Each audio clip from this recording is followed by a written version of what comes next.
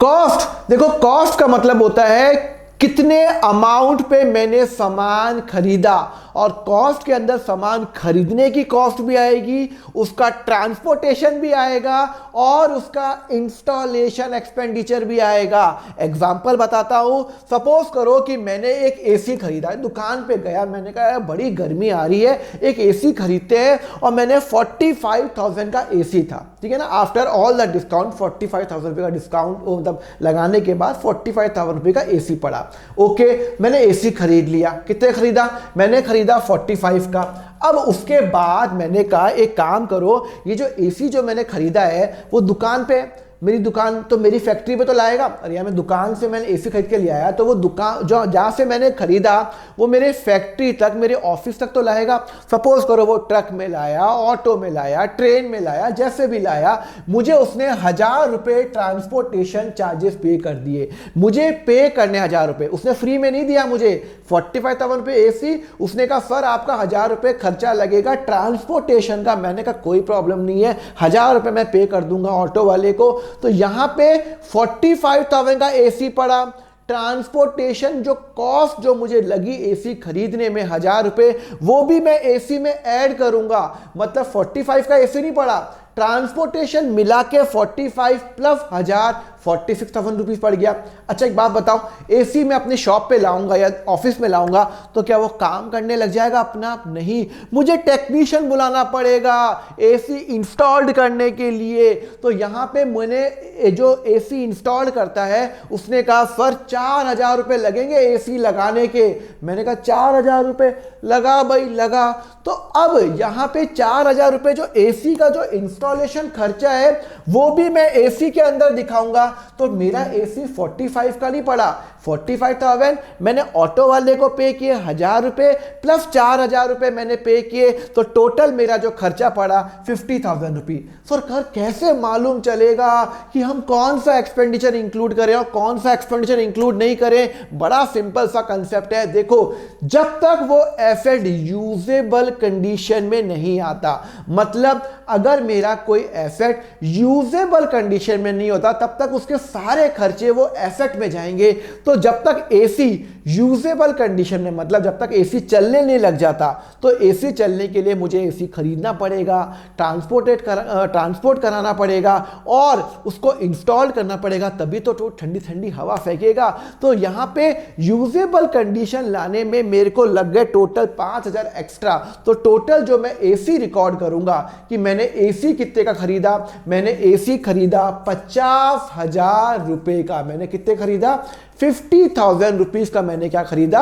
AC खरीदा। तो आपको कंसेप्ट समझ में आ रहा है नहीं आ रहा है? तो जब भी मैं कोई सामान खरीदूंगा उसका जो भी पैसा यूजेबल कंडीशन में लाने का जितना भी जो खर्चा होगा वो मैं कहां जाऊंगा? वो मैं एसी के अंदर इंक्लूड करूंगा। तो टोटल मेरा 50,000 रुपीज का मैं एसी रिकॉर्ड करूंगा अपनी बुक्स के अंदर। तो अगर मान लो मैंने कोई मशीन खरीदी, तो मशीन खरीदी 2 लाख की, मशीन को मैं ट्रैवलिंग कराऊंगा, ट्रेन से मंगाया, 10,000 रुपए लग गए, और फिर मशीन मेरी दुकान पे पड़ी हुई है, मशीन को इंस्टॉल करने के लिए मैंने कारपेंटर, लेबर, इलेक्ट्रिशियन को बुलाया, उसने ले लिए 20,000 रुपए और, तो टोटल 2,30,000 की मेरी मशीन पड़ी। जब तक मशीन यूजेबल कंडीशन में नहीं आएगी तब तक मैं सारे खर्चे में कहां दिखाऊंगा? कॉस्ट में दिखाऊंगा। तो अमाउंट इंकर्ड और attributable to the specific article, product और एक्टिविटी वो होगा। Cost of machine will include the purchase price, freight and installation expenditure, वो सारे मैं उसमें इंक्लूड करूंगा। जैसे कि मैं आपको बता चुका हूं, तो जब मैं एसी खरीदूंगा तो ये जो मैं एसी जो रिकॉर्ड करूंगा, एसी जो मैं रिकॉर्ड करूंगा ये 50,000 में करूंगा, ना कि 45,000 रुपीज के अंदर। इसको मैं अलग से रिकॉर्ड नहीं करूंगा, इसको मैं एसी के अंदर ही क्लब कर लूंगा और बैलेंस शीट में एसी आपको मैं कितने पे दिखाऊंगा? 50,000 का। कंसेप्ट क्लियर हुआ? चलो, अगर आपको ये कंसेप्ट क्लियर हो तो अब मैं आपको बताऊंगा ये वाउचर क्या होता है। देखो, वाउचर होता है, it's a document which provide the authorization to pay on the basic of which the business transactions are first of all recorded in the books of of account. जब भी मैं कोई बिजनेस ट्रांजेक्शन रिकॉर्ड करता हूं तो मेरा एक accountant एक वाउचर बनाएगा जिसमें जर्नल एंट्री लिखी हुई होगी कि हमने क्या जर्नल एंट्री की है। तो सपोज करो मैंने यहाँ पे कोई वाउचर का एग्जांपल है, हाँ ये क्रेडिट वाउचर है, तो यहाँ पे मैंने विशाल स्टील ये मेरी कंपनी है, मेरा ये वाउचर नंबर है कि जब मैंने एक मशीनरी खरीदी तो मैंने मशीनरी क्रेडिट किया, मशीनरी अकाउंट मैंने क्रेडिट किया, बीइंग सॉरी जब मैंने मशीनरी बेची तो being all machinery sold for cash again the cash memo number this, तो मैंने ये क्या कर दिया, मैंने ये वाउचर बना दिया। वाउचर का मतलब होता है, ये तो एक्चुअली ये क्रेडिट वाउचर नहीं है, कैश वाउचर है। ये क्या है, मेरा कैश वाउचर है कि मैंने कोई सामान बेचा और उससे मुझे पैसे आए 6,500 रुपए। तो वाउचर क्या होता है, जब भी हम कोई भी एंट्री करते हैं, जर्नल एंट्री हम कोई भी करेंगे, जो भी हम जर्नल एंट्री करते हैं उन सब का मुझे वाउचर बनाना पड़ता है, एक डॉक्यूमेंट्री प्रूफ बनाना पड़ता है, और वो जो डॉक्यूमेंट्री प्रूफ होता है उसको मैं क्या बोलता हूं, वाउचर बोलता हूं। तो सपोज करो मैंने कोई मशीन खरीदी तो मशीन का मैं वाउचर बनाऊंगा, तो वाउचर में क्या क्या आएगा, वाउचर में आएगा कि भैया मैंने कौन सा नंबर है, कौन से डेट पे रिकॉर्ड की, कौन सा अकाउंट डेबिट हो रहा है, कौन सा अकाउंट क्रेडिट हो रहा है, मेरे मैनेजर के साइन रहेंगे, मेरे अकाउंटेंट के साइन रहेंगे, और ये मैंने क्रेडिट पे खरीदा, कैश में खरीदा वो है, ये मेरा कैश वाउचर है। तो भैया मैंने एक मशीनरी बेची, उसके अगेंस्ट मुझे कैश आया, तो यहाँ पे मैंने being old machinery sold for cash, तो यहाँ पे 6,500 मेरा क्या हो गया, मेरा कैश वाउचर हो गया। तो what is it is a document which provide the authorization to pay on the basis of with the business transaction first of all recorded in the books of account. सबसे पहले जब भी हम कोई transaction record करते हैं वो voucher के बेसिस पे करते हैं। तो मेरा जो अकाउंटेंट है, जो क्लर्क है, जो अकाउंटिंग करेगा, अगर मैंने बिजनेस स्टार्ट किया तो कोई भी सामान खरीदेगा, अगर वो लैपटॉप खरीदे, पेन खरीदे, बिजनेस में मशीनरी खरीदे, फर्नीचर खरीदे, वो सब का क्या करेगा, वो वाउचर बनाएगा, और वो जो वाउचर होगा उसको हम वो कुछ ऐसा दिखेगा और उसमें वो रिकॉर्ड करेगा किस दिन उसने वाउचर बनाया, कौन सा वाउचर है, कैश वाउचर है या क्रेडिट वाउचर है, और कौन सा, अगर कैश वाउचर तो बट कैश ही डेबिट होगा, तो क्रेडिट कौन सा अकाउंट हुआ, मशीनरी अकाउंट क्रेडिट हुआ, कितना अमाउंट हुआ, मेरे मैनेजर के साइन, मेरे अकाउंटेंट के साइन, मेरी कंपनी का नाम, मेरी कंपनी का एड्रेस, वाउचर नंबर क्या है, वो सब यहाँ पे दिखेंगे। क्लियर है। अब ये बुक्स ऑफ अकाउंट्स क्या होते हैं, books in with all the transaction are recorded. हम जो भी ट्रांजेक्शन रिकॉर्ड करते हैं वो बुक्स के अंदर करते हैं। ऐसे नहीं कि भाई मैंने ट्रांजेक्शन रिकॉर्ड कर ली कोई भी एरी गैरी बुक के अंदर, नहीं। मैं कभी भी कोई ट्रांजेक्शन रिकॉर्ड करूंगा, मेरे बिजनेस में हजारों लाखों ट्रांजेक्शन होती हैं, तो अगर मैं कोई भी रजिस्टर, कोई भी कॉपी में रिकॉर्ड करूंगा तो मेरे लिए बहुत डिफिकल्ट हो जाएगा। तो मैं क्या करूंगा, जितनी भी ट्रांजेक्शन है उन सबको मैं रिकॉर्ड करूंगा प्रॉपर वे में एक पर्टिकुलर बुक के अंदर। तो बुक्स कौन कौन सी होती है, जनरल प्रॉपर होती है, कैश बुक होती है, परचेज बुक होती है, सेल्स बुक होती है, परचेज रिटर्न बुक, अपन ये सब पढ़ने वाले हैं। आप अकाउंट फंडर को प्लीज फॉलो करो, मैं आपको सब पढ़ाने वाला हूं, आपको अकाउंट में चैंपियन बना दूंगा। तो यहाँ पे जो भी मैं रिकॉर्ड करूंगा वो जनरल के अंदर रिकॉर्ड करूंगा। तो यहाँ पे मैंने सपोज करो कि मैं एक प्रॉपर बुक बनाऊंगा, तो जो भी मैंने फर्नीचर खरीदा, मैंने मशीनरी खरीदी, मैंने पेन खरीदा, मैंने इलेक्ट्रिसिटी पे किया, उन सब को मैं रिकॉर्ड करूंगा एक प्रॉपर जनरल प्रॉपर बुक के अंदर, वो सब। अगर मुझे कोई पूछेगा कि बताओ कि 17 मई को आपने क्या डीलिंग की, तो मैं 17 मई के अंदर जाऊंगा, अच्छा 17 मई के अंदर मैंने ये किया, तो मेरी एक बुक प्रॉपर एक तरीके से सेट है, इसको मैं बोलता हूँ बुक्स ऑफ अकाउंट बोलता हूँ। और एंट्री क्या होता है, एंट्री होता है जनरल एंट्री,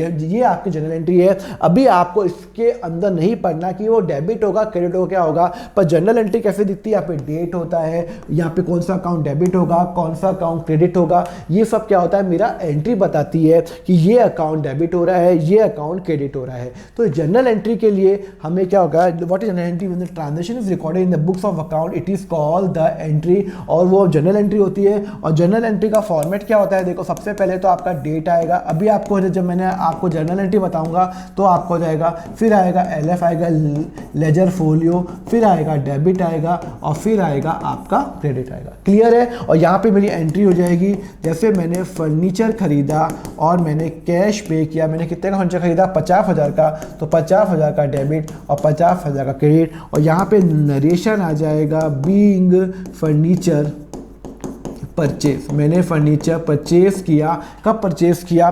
7 अप्रैल को मैंने परचेज किया। तो जर्नल एंट्री कुछ ऐसे दिखती है। ये कौन सा अकाउंट डेबिट होगा, कौन सा फर्नीचर के आगे मैं डेबिट लिखूंगा, कौन सा अकाउंट डेबिट, कौन सा अकाउंट क्रेडिट, वो कैसे मालूम चलेगा? वो मेरा जर्नल एंट्री का मैंने जो लेक्चर रिकॉर्ड किया हुआ है, नीचे लिंक दिया हुआ है, आप वहाँ पे आके देख सकते हो। क्लियर है, समझ में आया? अब ये प्रॉपर्टायर क्या होता है? प्रॉपर्टायर मतलब होता है जो मेरे बिजनेस का मालिक है। अगर मेरा बिजनेस राहुल ने स्टार्ट किया तो राहुल मेरे बिजनेस का मालिक है, और मुझे कैसे मालूम चलेगा मेरे बिजनेस का मालिक कौन है? एग्जाम्पल है, मैंने यहाँ पे एग्जाम्पल लिखा हुआ है।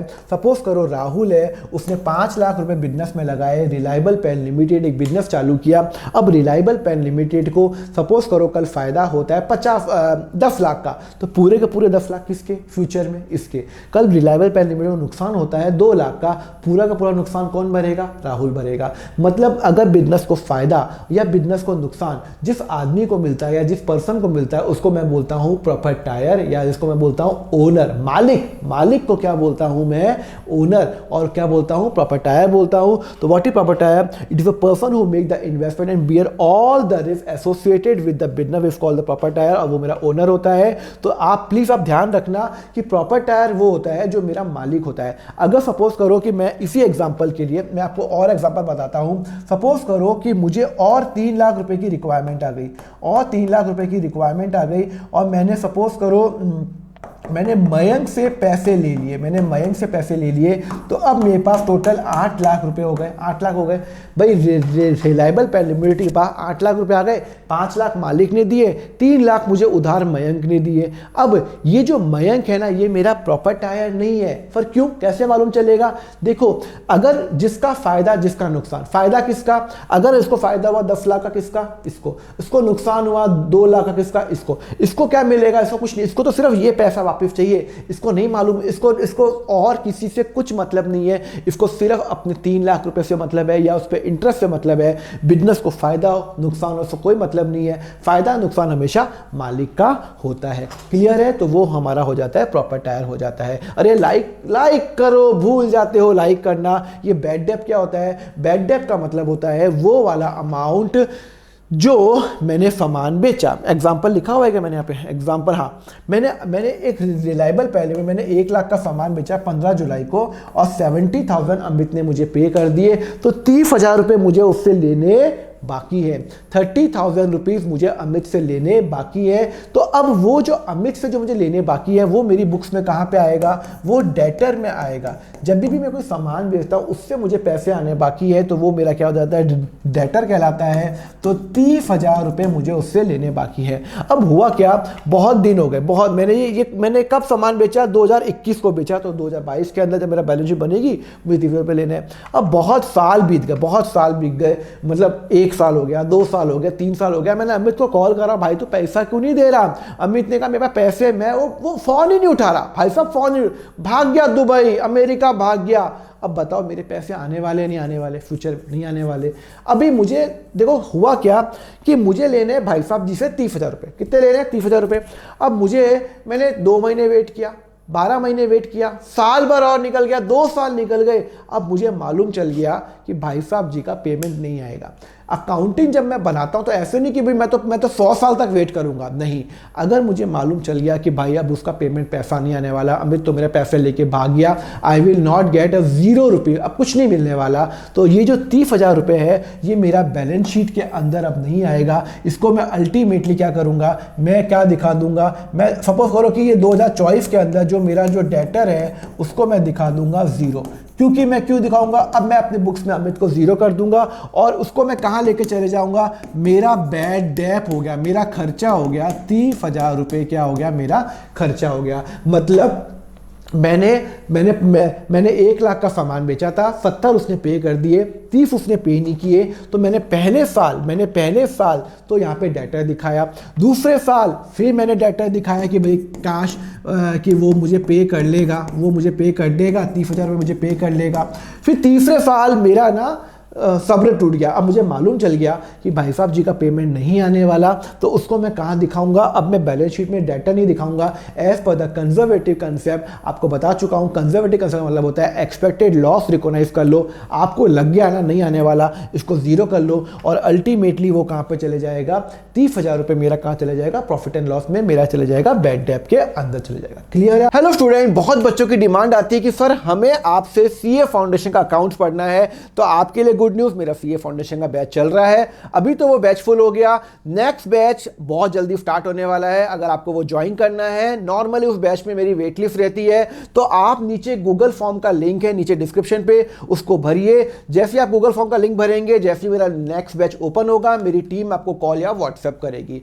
सो फटाफट वो गूगल फॉर्म का लिंक भर दीजिए अगर आप अकाउंट्स में इंटरेस्टेड है सीए फाउंडेशन का। Thank you. आपको अब ये एंटिटी क्या होता है? एंटिटी मतलब होता है जो बिजनेस एंटिटी है, जैसे Reliance limited, Wipro limited, HDFC bank limited, ये सब क्या है? मेरी एंटिटी है, बिजनेस एंटिटी है, उनको मैं बोलता हूँ एंटिटी बोलता हूँ। उनको मैं बिजनेस यूनिट भी बोल सकता हूँ, कंपनी भी बोल सकता हूँ, और एंटिटी भी बोल सकता हूँ। और बुक वैल्यू क्या होती है? जिस पे मैं रिकॉर्ड करता हूँ उसको मैं बुक वैल्यू बोलता हूँ। सपोज करो कि मैंने एक लैंड खरीदा 5 लाख रुपए का। कब खरीदा? 2018 में खरीदा। अभी 2025 चल रहा है, मेरे बैलेंस शीट में लैंड कितने का आ रहा है? 5 लाख का। क्योंकि मेरा कंसेप्ट क्या है? मेरा कंसेप्ट है कि भैया लैंड 5 लाख रुपए का ही दिखेगा, क्योंकि मेरा कॉस्ट 5 लाख की है। अब ये क्या होती है? मेरी बुक वैल्यू। अब आप बोलोगे सर ये तो आपने 2018 में लिया, अभी तो 2025 चल रहा है, 2025 में तो लैंड वो 5 लाख का तो आराम से 8 लाख का बिकेगा। हाँ बिकेगा 8 लाख। जो वो बिकने वाला है ना फ्यूचर में 8 लाख का, वो मेरी मार्केट वैल्यू होती है। बुक वैल्यू क्या होती है? मेरा ये जो लैंड है ये कितने पे रिकॉर्ड हुआ है? ये रिकॉर्ड हुआ है 5 लाख पे। तो ये जो 5 लाख होते हैं ना, इसको मैं क्या बोलता हूं? बुक वैल्यू बोलता हूं। क्या बोलता हूं? बुक वैल्यू बोलता हूं कि 5 लाख रुपए मैंने लैंड रिकॉर्ड किया हुआ है, ये मेरी बुक्स के अंदर भाई साहब 5 लाख रुपए ही आ रहा है, तो इसको मैं बोलूंगा बुक वैल्यू। ये फ्यूचर में आज उसकी मार्केट वैल्यू भले ही मार्केट में 8 का बिक रहा हो, 10 का बिक रहा हो, मुझे कोई मतलब नहीं है, मेरी बुक में तो 5 लाख का आ रहा है। तो अब अगर कोई पूछेगा कि बुक वैल्यू क्या है, लैंड की बुक वैल्यू 5 लाख है, इसकी मार्केट वैल्यू क्या है? हाँ ये 8 लाख का आराम से बिकेगा अभी, पर मैं इसको रिकॉर्ड 5 लाख में करूंगा, बिकॉज वो मेरा कॉस्ट कंसेप्ट मेरा बोलता है। क्लियर है? अब व्हाट इज सॉल्वेंट? सॉल्वेंट का मतलब होता है हम सब लोग सॉल्वेंट है, जिसके पास एसेट ज्यादा है, लायबिलिटी कम है। मतलब मेरे पास 10 लाख रुपए पड़े हुए हैं और मुझे मेरे दोस्त को 2 लाख रुपए देने हैं, तो अल्टीमेटली मेरे पास फिर भी 8 लाख रुपए बचे हुए हैं, तो मैं सॉल्वेंट हूं। 10 लाख मेरे पास पड़े हुए हैं, 2 लाख मुझे अपने दोस्त को देने हैं, तो 10 लाख में फिर मैं अपने गाड़ी बंगला बेच के 2 लाख रुपए उसको क्लियर कर सकता हूं। फिर भी मेरे पास 8 लाख रुपए पड़े रहेंगे, तो वो होता है मेरा सॉल्वेंट होता है। और इंस्टॉलमेंट क्या होता है? मेरे पास 10 लाख रुपए पड़े हुए हैं और मुझे मेरे दोस्त को देने हैं 15 लाख रुपए। लो 10 लाख पड़े हुए हैं, भाई साहब जी को देने 15 लाख, मैंने गाड़ी बंगला सब बेच दिया जो भी मेरे पास था, उसके बाद भी मेरे पास 10 लाख रुपए ही आए और मुझे देने हैं उसको 15 लाख। 10 लाख है, 15 लाख देने हैं, नेगेटिव में चल रहा हूं, इसको मैं बोलता हूं मैं बैंकरप्ट हो गया, मैं इंसॉल्वेंट हो गया। आपने देखे होंगे बड़े बड़े जो आदमी जो बिजनेसमैन होते हैं वो बैंकरप्ट हो जाते हैं कि उनके पास वेल्थ तो है 10 करोड़ की और उनको पे करना है लोगों को 15 करोड़, तो 5 करोड़ कहाँ से लाएंगे? तो वहाँ पे जो लॉ है, कोर्ट है, उनको बैंकरप्ट मान लेती है, तो उसको मैं बोलता हूँ इंसॉल्वेंट बोलता हूँ। टर्नओवर का मतलब होता है सेल्स, मतलब सेल्स का मतलब होता है जो मैं पूरे साल में मैंने बेचा उसको मैं सेल्स भी बोल सकता हूँ, उसको मैं टर्नओवर भी बोल सकता हूँ। टर्नओवर का मतलब होता है मैंने अगर सपोज करो मैंने पूरे साल में 1 लाख पेन बेचा, एक पेन 10 रुपए का है, तो 10 लाख क्या हो गया? मेरा टर्नओवर हो गया। और लाइफ स्टॉक का मतलब होता है कि अगर सपोज करो कि मेरा बिजनेस है डेयरी का, दूध बेचता हूँ, चीज़ बनाता हूँ, दही बेचता हूँ, छाछ बेचता हूँ, तो उसके लिए मैंने एक गाय रखी हुई है, तो जो गाय होती है उससे मैं पैसा कमा रहा हूँ ना, तो वो मेरे लिए स्टॉक नहीं है। थोड़ा सा डिसरेस्पेक्ट नहीं लगता? गाय को स्टॉक क्यों मान रहे हो सर? क्योंकि वो जो जिंदा है, वो तो कोई जिंदा है ना, उसमें लाइफ है, तो उसको मैं बोलूँगा लाइव मतलब जिंदा स्टॉक। जैसे गाय हो गई, अगर मेरे सपोज करो मैं वूल बनाता हूँ तो भेड़ बकरी हो गया, अगर मैं डॉग्स में डील करता हूँ, मैं बेचता हूँ सेल करता हूँ, तो वो क्या हो गया, मेरा लाइव स्टॉक हो गया, क्योंकि मैं उस चीज़ में डील कर रहा हूँ, मैं डॉग खरीदता हूँ, लोगों को बेचता हूँ, तो वो मेरे लिए स्टॉक हो गया। पर उस स्टॉक का मैं नाम क्या दूंगा, उसका नाम दूंगा मैं लाइव स्टॉक दूंगा। जैसे कि डॉग होगा, कितना क्यूट है, और ये जो मेरी गाय है। क्लियर है? आप लोग भी डॉग लवर हो क्या? तो नीचे मुझे यहाँ पे लिखना, अपने कमेंट में बताना मुझे डॉग लवर हो या नहीं हो। इन्वेस्टमेंट, जो मैं इन्वेस्टमेंट करता हूँ, रिलायंस में इन्वेस्टमेंट करता हूँ, विप्रो में इन्वेस्टमेंट किया, तो वो जो कंपनी में जो मैं पैसा लगाता हूँ उसको मैं क्या बोलता हूँ, इन्वेस्टमेंट बोलता हूँ। क्लियर है? Thank you very much student for watching the lecture. Next part का लिंक आपको नीचे डिस्क्रिप्शन में मिल जाएगा, प्लेलिस्ट का लिंक दिया हुआ है। अगर आपको क्लास 11th और 12th के फुल लेक्चर्स चाहिए, इन डेप्थ के अंदर चाहिए, तो आप मेरा यहाँ पे ज्वाइन नाउ बटन पे क्लिक कर सकते हैं, जहां पे मैंने क्लास 11th को अराउंड 160 आवर्स का जो लेक्चर्स है, अराउंड 400 क्वेश्चन मैंने व्हाइट बोर्ड पे करा रखे हैं, एंड 12th के 1000 क्वेश्चन मैंने व्हाइट बोर्ड पे करा रखे हैं, और वो अराउंड 240 आवर्स के हैं। तो आप ज्वाइन कर सकते हो, नीचे ज्वाइन नाउ बटन क्लिक करो। आपके जो चार्जेस रहेंगे बहुत ही नॉमिनल रखे हुए हैं। क्लास 11th का only 199 rupees per month, and class 12th का है ओनली 299 पर मंथ। इसके अंदर मेरे नोट्स भी शामिल है। तो just click on the join now button और आपको दोनों का एक्सेस मिल जाएगा। Thank you very much. Next part देखने के लिए नीचे लिंक पे क्लिक कर लेना। Thank you.